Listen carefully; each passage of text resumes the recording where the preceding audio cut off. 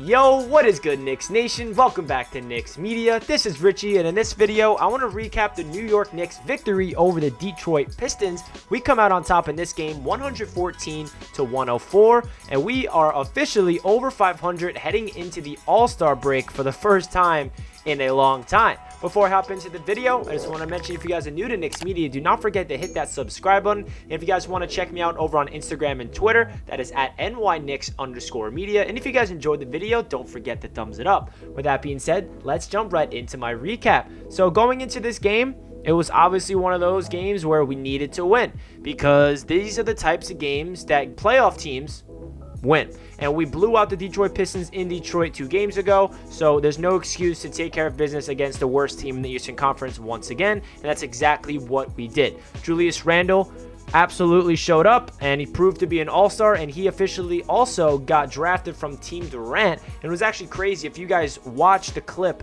of Durant drafting Julius Randle, LeBron James, Kevin Durant, and all the whole TNT group were praising the Knicks. That was actually crazy, hearing nationally televised people say that the Knicks are actually good at that. But getting back into tonight's game, Julius Randle's stats look like 27 points, 16 rebounds, 7 assists. It is too easy for Julius. He's making these numbers look like it's nothing. I mean, these numbers are just padding the stat. 16 boards and 7 dimes to go along with 27 points on 11 of 19 shooting, and he had 1 block, which was a very clutch block, actually. And Julius is just proving time in and time out that he is our guy. If you guys did not check out Julius Randle's Player Tribune, you make sure you do. I'll link it down below in the description. Julius Randle wrote an entire article. He titled it Reputation, and he broke down his whole journey, when he got signed with the New York Knicks, and he said that he understood that he let New York down. He tried to be the alpha dog. He tried to be the primary option and put the team on his back last year,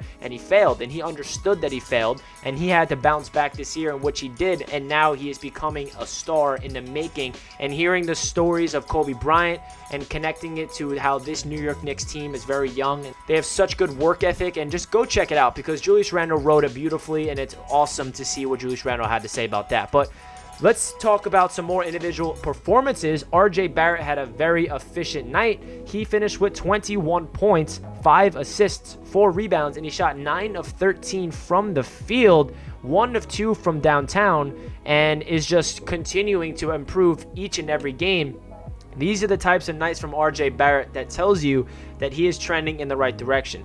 To finish the night 9 of 13, every single shot he took was a good shot selection. He got into his spots. He was hitting it from mid-range. He was hitting it from deep. He was hitting it down low. He was finding teammates. 5 assists is very good for RJ Barrett. He's such an underrated passer, and I feel like that's such an underrated part to RJ Barrett's game as a playmaker. The ability to throw the alley-oops up to Nerlens Noel. The ability to just find his open teammates open for 3. And he could have had more than 5 assists. There was times where he passed the ball and teammates would just miss them. So RJ Barrett is continuing to prove that he is a young, upcoming guy on this Knicks team that we should not trade. I don't know why there's still people commenting on my channel saying we should trade RJ Barrett, but my opinion is he's a guy you need to build around. A 20-year-old that's already playing this well, you need to build. You don't trade it away, and that's my take. If you guys disagree, that's okay, but I just don't understand how you can watch RJ Barrett night in and night out and not see the potential, especially that he's 20 years old. So let's go into another individual performance from Alfred Payne. Tonight was his first game back after being injured, and we know that Derrick Rose did not play tonight. Alfred Payne finished with 20 points, 4 assists, 6 rebounds, 7 of 14 from the field, which is 50%, and 4 steals. That is a very good night from Alfred Payne. It's good to see Alfred come back and play this well, because obviously everybody was riding a high. Alfred Payne's not playing and we're winning. And Payton's back. No, Payton's back. We don't want Payton. But it's a good sign that Payton came back and played this well, because he is a part of this team. He's going to get a lot of minutes when he's healthy. And if he's going to get minutes, he better play well. And this shows that he has value on this team, especially on the defensive end. He got in the passing lanes all the time with 4 steals, and he attacked the rim. I feel like that's his best trait when Alfred Payne attacks the rim and he has that slasher mentality, he's going to put up points. But when he settles for mid-range jumpers, not a fan of Alfred Payne shooting jumpers at all. Even though he did hit 1 3-pointer, I just really like when Alfred attacks the rim. That's his good mindset when it comes to finishing at the rim, and he finished with 4 assists. So it's good to see Alfred back and healthy and especially playing well. Nerlens Noel had another really good defensive game. He is holding down the anchor, protecting the rim. Ever since Mitchell Robinson went down with an injury, Nerlens Noel has been holding his own, and he deserves a lot of credit. He finished with 12 points, 11 rebounds, 2 blocks, 4 steals.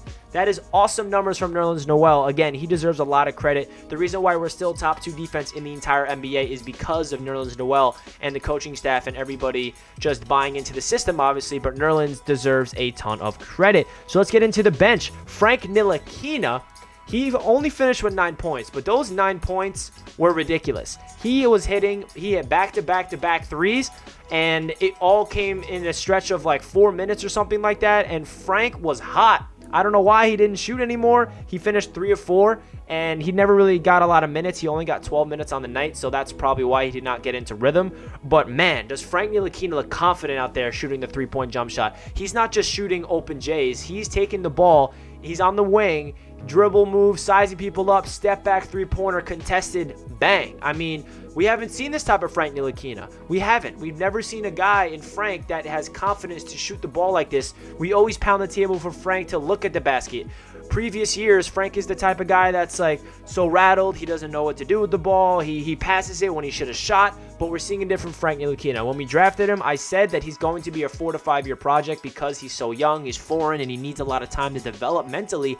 And I feel like this is the time where Frank deserves a lot of minutes because his defense is so valuable, and he is even more valuable on the court if he can be a true 3-and-D type of player, and that's what he's developing into. If he can just be a guy that can knock down the 3 and play defense on the other end, I'm okay with that. He does not have to be a point guard and run the offense. That's not his duties. He can be a pass first, combo guard that plays off the ball and hit the threes and create his own shots, create some opportunities for other players at times, and play lockdown defense on the other end. That's Frank's value, and I'm really excited to see Frank play well.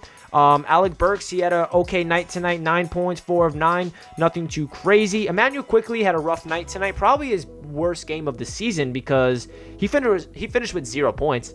0 points on 0 of 4 from the field. That's not what you want to see from our rookie, but Obi Toppin, in 11 minutes of action, he was 2 of 2, 4 points. To summarize the game, we took care of business, and we are going into the All-Star break.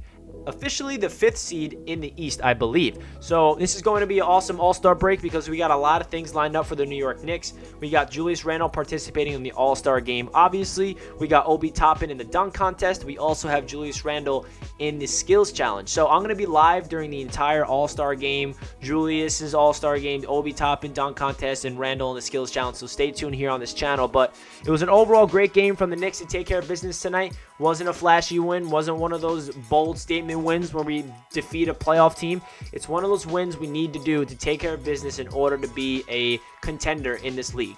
No, not a contender for the title. That's not what I'm saying. An actual contender in the Eastern Conference to make the playoffs. Because if this Knicks team really wants to do that, they need to win the games they're supposed to. And that's exactly what they've been doing for the past 4 weeks. And that's a really good sign because the next upcoming couple weeks after All-Star break, the schedule is not easy.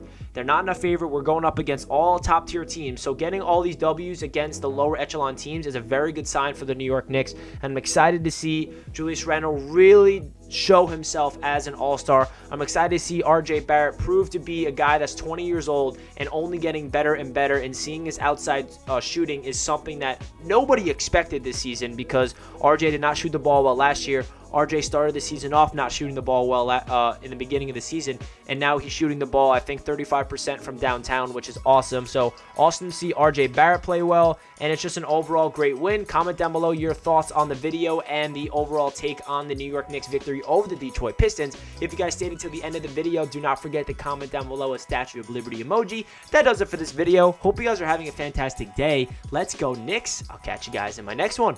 Peace.